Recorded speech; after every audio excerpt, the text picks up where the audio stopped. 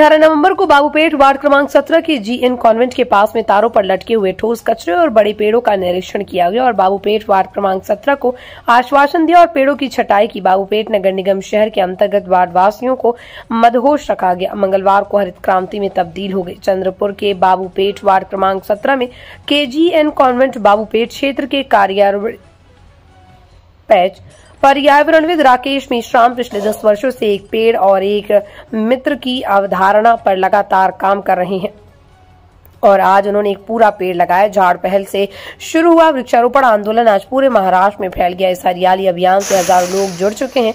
हजारों पेड़ उग गए और बिजली के तारों पर खतरा मंडरा रहा है और नागरिक परेशान है। शिवसेना जिला प्रमुख श्रीमती प्रतिभा ठाकुर ने बाबूपेट वार्ड क्रमांक 17 का निरीक्षण किया और लोगों की भावनाओं को व्यक्त किया।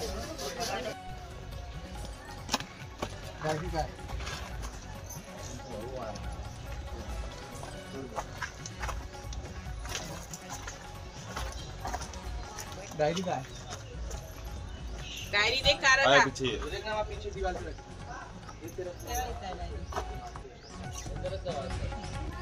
हॅलो भाऊ काही मॅडम सांगू शकता काही सांगू नाही बोलू इच्छितो की आपल्या या प्रभागात भरपूर काम आहे।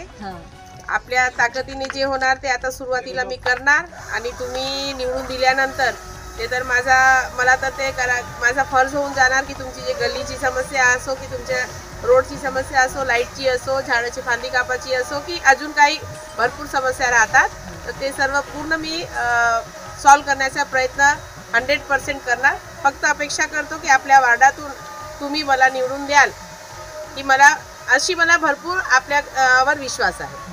धन्यवाद।